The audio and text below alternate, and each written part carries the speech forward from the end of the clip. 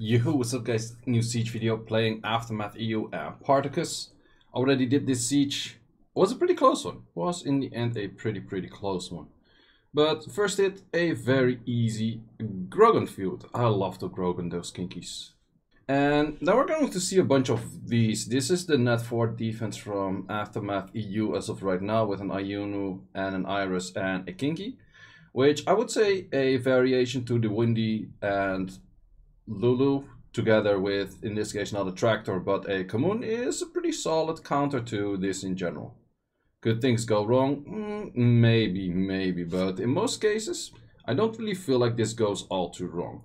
For the build of Commune, I actually recommend to not go crit rate or crit damage, just go a lot of speed and HP and additional damage kind of stats, because you do enough damage anyways. You have heal block, you have destroy, you have a whole bunch of things, so you don't really need a crit rate or crit damage. The Ayuna will die pretty easily, and from there it's just a cat and mouse game of just how much damage can you push out, how much is Kinky going to proc. In most cases Kinky will not armor break the Lulu, because Lulu of course is 100 res.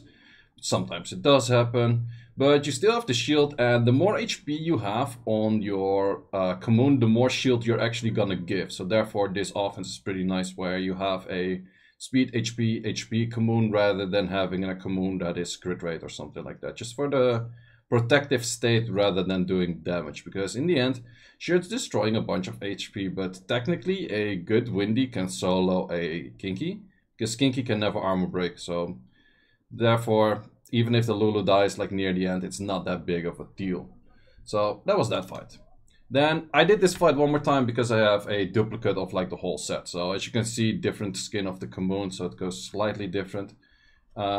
This one actually, this Commune did a bunch more damage if I'm not mistaken. No, wait, that was the next fight, because I've been fighting this one for a bunch of times. So as you can see, I also have extra speed from low HP on the Lulu, which is pretty nice. I would arguably say a Lulu on Nemesis is better for this fight than a Lulu on Will. Lulu on Will is not really 100% necessary. Oh yeah, I would say a Nemesis Lulu is probably a lot better. So in this case, yeah, it was pretty close, but the shield is just very powerful from my Commune because it just has a lot of HP. So that is something that's really recommended for this team in general. And we can go on with killing it. Back with the cat and mouse game, and we easy win these fights. The moment Ayuno is dead, you should pretty much not have a chance to lose. Also, as you can see, I'm not really spamming the S2 from Windy the moment Iris is still up, because I feel like it doesn't really add too much. It's gonna get stripped anyways, and I'd rather do some extra damage, some extra destroy, and a slow debuff. Then going on to a next fight, we have my very typical team, and this is actually the offense I like the most since recently. It's just so much damage, so much stuff. Maybe I didn't even need an S2 there, but well, with that proc it's slightly-ish annoying, but since I'm lapping it anyways, it's a very easy second kill. I don't even think I needed that. I think my Molong would have killed with an S2 anyways, but either how, this makes it pretty easy, and this team is just so freaking strong. Could you replace the, because Lime of course is not something everyone's going to have, and I was taking chill breather for here for a second, doing something in the house or something, I forgot what it was, but either how. Oh yeah, this was pretty funny. This Nigong suddenly decided to go full, well, this thing procced 16 times, so that kind of helps, but that's kind of funny too. But could you use another unit instead of Lime in the middle? Yeah, Wusa can kind of work, the only thing is it doesn't cleanse. The invisibility buff you don't really care all too much about. Sure, it helps for Molong as 3, but I think a Wusa can nearly do the same. Of course it is worse, but it can do kind of something similar in case you want to use a team similar like this. You could also say that Dominic moves before Mo, which is beneficial as well for a few things.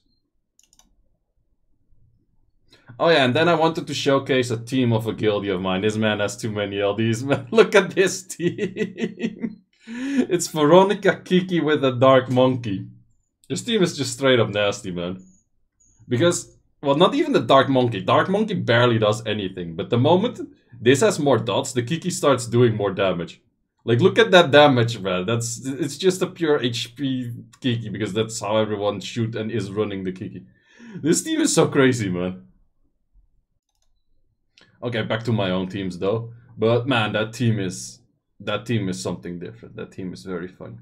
So this one was, I wouldn't necessarily say very tricky, just slightly tricky because of no will runes. I do have Despair on Gianna, which I actually kind of like in this team.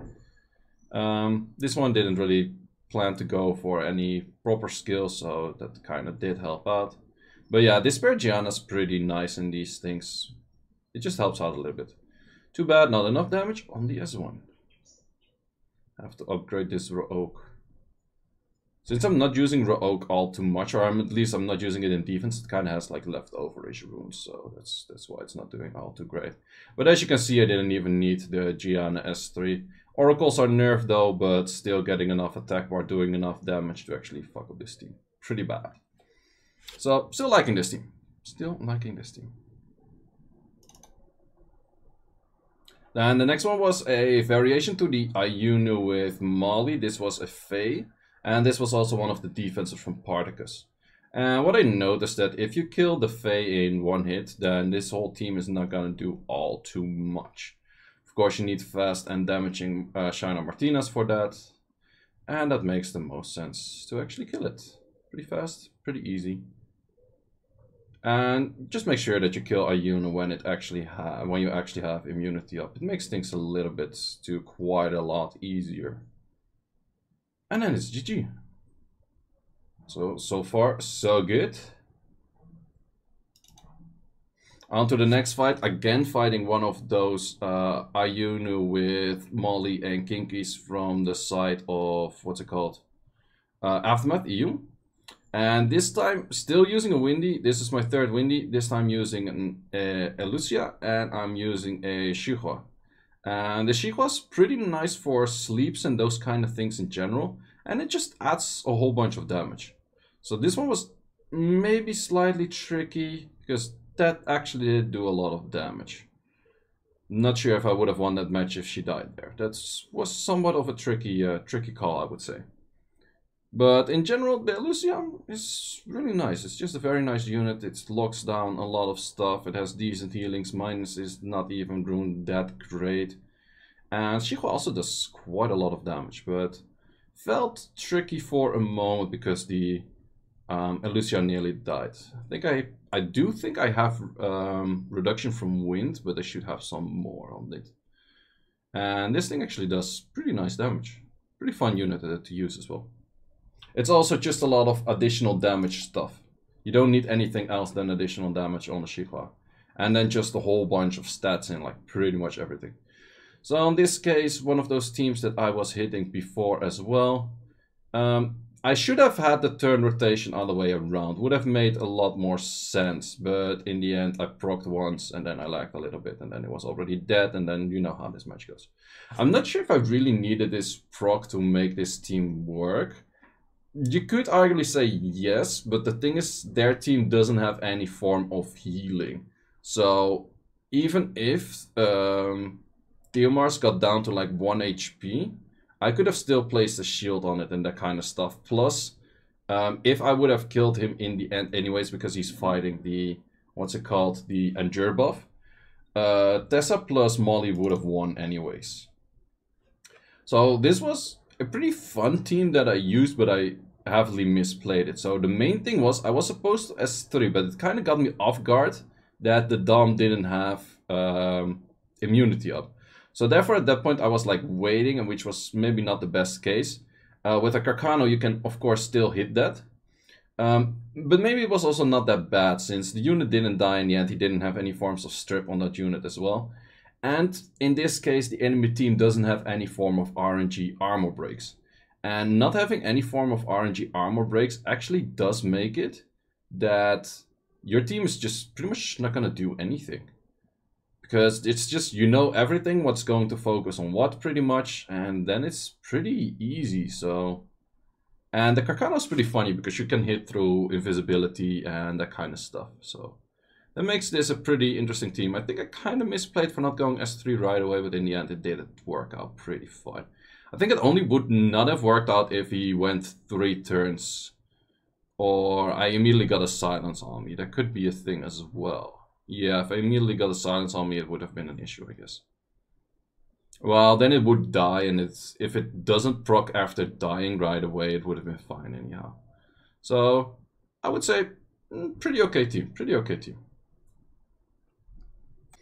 And then for the last battle, a Sylvia with a Molly and a Tian Lang, which is not something I've ever seen before, but it does actually, well, to a decent extent make sense, but also doesn't make sense. Team-ups from Iris and Molly are going to be absolutely dogshit. They really don't care. Well, you have your clans faster up. That's something, I would say. That's... It's okay. It's okay. Team-ups from Tian Lang, where you land more armor breaks, is nice, but this Tian Lang was not doing all too much damage, so this whole team was just lacking a shit ton of damage. So, therefore, I didn't really feel like this team was all too great for usage of a Sylvia and usage of Tian Lang. I would have rather seen them split up, but hey, they can do their stuff, I don't mind. Molly was going a few extra turns, but in the end also didn't really mind. The thing is, if anything is counterable by a Wusa, Genny, Rika, it's just such a food defense, to be honest, because I feel like everyone in higher guilds has this offense by now, because all 3 of the units are relatively old. So even with Molly proccing a bunch of times, Sylvia proccing a bunch of times, it's... man, they barely did anything. Also, it's just too little damage. Sure, if it starts stunning a lot, maybe the Tian Lang was actually on Despair. But that's the thing, with Despair you actually have to get through the shields and the immunity first to actually start Despairing. Would make most sense to put that Tian Lang on Despair, that's true, that is true. Probably was Despair. Because otherwise this team is not gonna do jack shit. So yeah, it's what it is. Was a pretty fun team to fight, and pretty fun units to fight in general. But we're already at the 10th match, which also means we didn't get a single lose so far. Which also means that we're getting a 10 out of 10. So 10 out of 10 against Aftermath EU. We have one more siege coming up on Thursday, and then we have the siege tournament already. Currently, before the end of this match, we are rank 2. We hope to make it rank 4, so it makes it easier to go into the brackets for the tournament, but we shall see what happens. Either against. Thanks for watching, and see you in the next one.